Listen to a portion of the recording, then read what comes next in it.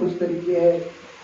एक तरीका मैं भी बता रहा हूँ, आप लोग ऐसे करेंगे 1 किलो हार्मोन ले लें और 1 किलो तारक भाई नौशाद ले लें। शायद से हो रहा है, वीडियो बना रहे हैं।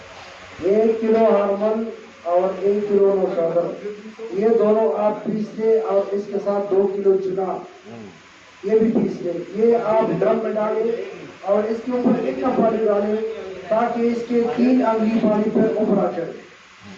ये आप दिन में इसके अंदर 3 दफा लकड़ी हिलाते रहे और इसको आप कम से कम 15 दिन छोड़ दें।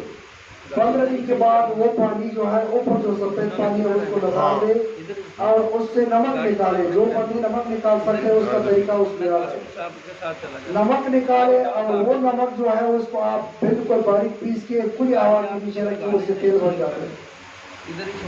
जब उसे तेल बन जाए ना, वो तेल फिर आग पे रख ले, वो फिर नमक बन जाएगा, उसको फिर हवा में रखे, फिर तेल बन जाएगा।